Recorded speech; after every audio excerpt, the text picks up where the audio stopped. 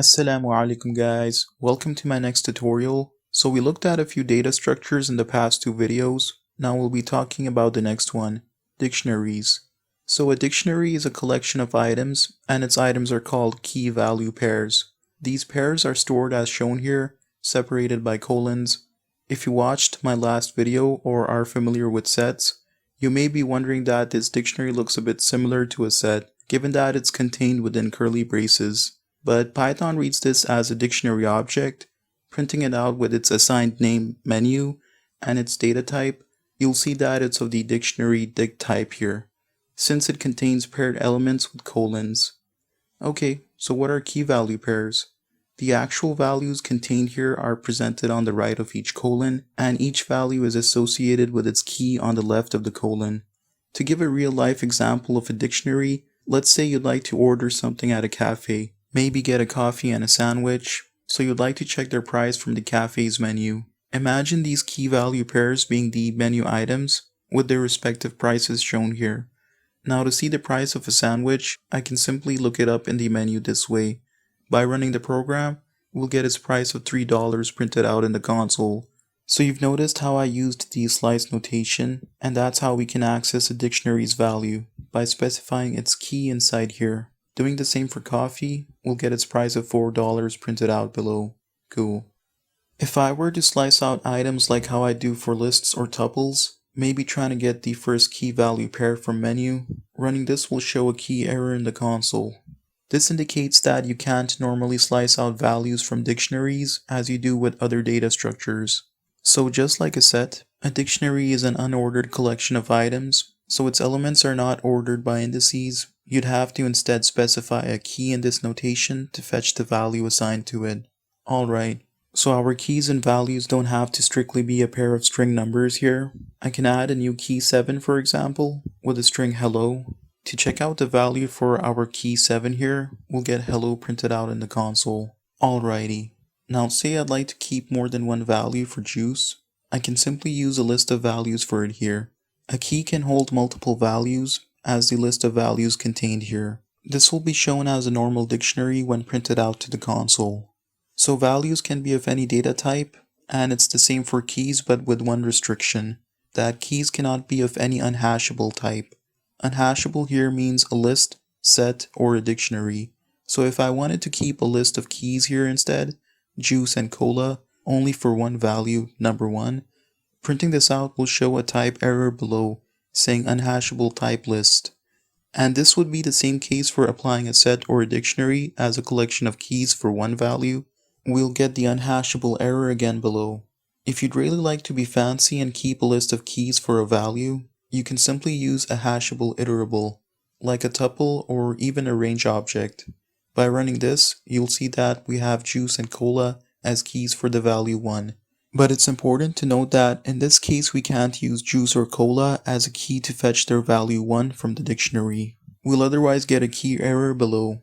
This is because our whole tuple here will be read as a single key, so you'd have to use this tuple to fetch its value, as shown in the console that we now extracted 1. So tuples or any immutable sequence is known as a hashable type, which can be used as dictionary keys. The items of lists, sets, and dictionaries can change over time, be it with item assignment or other methods, so they are known as unhashable types, and we can't use them as keys. Alrighty. There are some nice methods to check out keys and values of dictionaries. To fetch all the keys here for example, I can simply use the dictionary method keys. Printing this out will show its list of keys in the console. Similarly, if I wanted to just check out values or item prices of our menu, we can simply use the values method. Printing this now shows our list of values below. So these are some of the main methods for fetching dictionary items. In fact, using the items method would show a list of tuples containing our key value pairs here.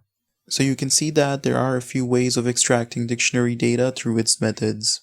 Another way of fetching a value from a dictionary is with the get method, which takes in a key, say coffee. Running this would give us the value for coffee in the console. If you'd like to add a new key value pair in your dictionary, we can specify in squared brackets a new key and assign it to a new value, as an example here with a key pizza assigned to 5. Printing this out will show that we have a new pair added at the end of our menu. Sweet. Let's keep working with our updated dictionary, and I'll just keep my cafe items here, so removing 7 and hello. Okay. If I wanted to add more than one key value pair, I can use the update method for this, which takes in an iterable containing new key value pairs. One example is by applying a new dictionary inside update with new items like shake and candy along with their values here. By printing this out, you'll see that our updated menu contains the new items here. So we can also use other data structures to present key value pairs in the update method. If I wanted to use a list, then I can contain the paired items inside it but in comma separated tuples.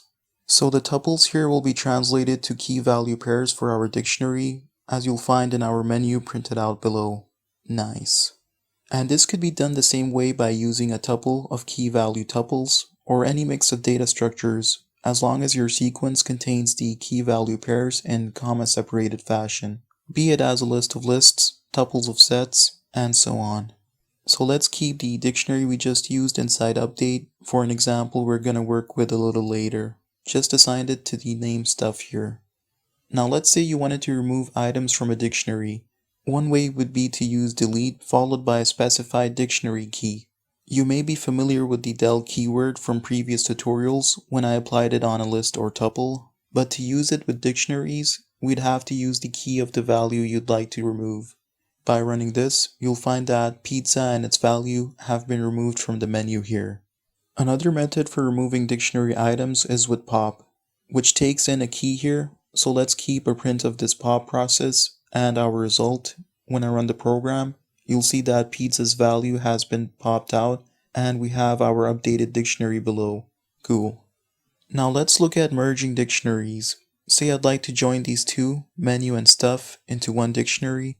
If you're wondering that we just did this with the update method a few seconds ago, then you are quite correct. But that's just one way of merging them. Another way to accomplish the merge is by adding them inside curly braces and applying double stars on the left per dictionary.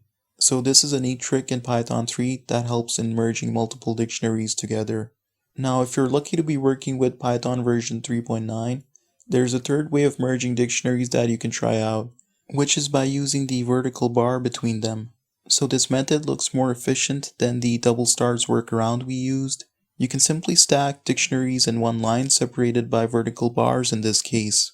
So I'm on Python 3.8 and this method won't work for me. But you can try this out on your end if you have Python 3.9. Alrighty. For the last part of this video, I'll show you some ways of applying loops on dictionaries.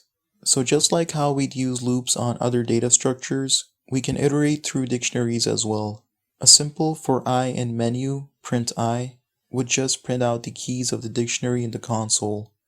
To just print out values, we can simply apply these keys in squared brackets of menu, which will fetch the value of the respective key per iteration. By running the program, we'll find our values printed out in the console. Okay, we could have also looped through menu.values to directly print out our values here, so now we can just use print I, and this way we'll see an iteration of our values in the console. Cool. To show both the keys and values, we could use the old way of fetching our values from the menu and also presenting their respective keys in the print statement here. Running this shows our key value pairs printed out in the console. A more readable way can be to use two counter values, key, value, to go through a list of tuples containing our keys and values in menu.items. So printing out key and value here will show that our loop went through both keys and values simultaneously with their respective counter variables. Awesome. So you can apply all kinds of tasks with dictionaries and loops. In future videos, I'll show you some cool tasks that can be applied with iterating through dictionaries. So that's pretty much it on dictionaries for this video, and we've covered 4 main data structures so far. We'll continue more on data structures for the next video, maybe talking about functions that can be applied on them besides their built-in methods. Let's see. I hope this video was helpful for you. If you enjoyed it, give it a like or a subscribe, and stay tuned for the next tutorial. Thank you so much for watching. Take care. Assalamualaikum.